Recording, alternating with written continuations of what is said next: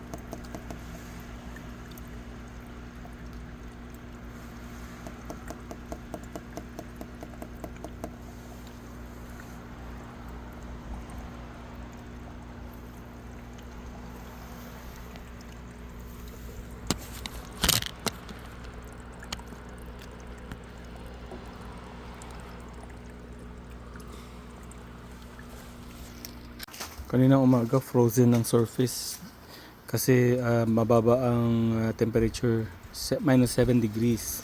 Tingnan natin ngayon ang temperature 4 o'clock in the afternoon. It's 0 degrees Celsius. So medyo natutunaw na ang surface pero meron pa rin natitira. And ang mga fishes natin alive na alive, no? Kita naman lumalangoy yung mga medakas natin.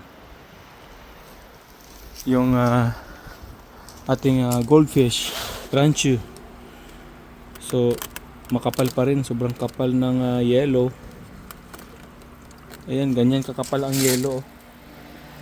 Yan kapal ang yellow. Buhay pa rin yung mga ranchos natin. Tignan natin, silipin natin yung mga ranchos. Ayun, oh. Ayun, buhay na buhay.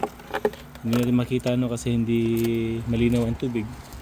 Ang ating mga orandas, makapal pa rin yung yellow dito. Ganyan kakapal. Nakita nyo, ganyan kakapal. Pero yung mga orandas natin is buhay na buhay.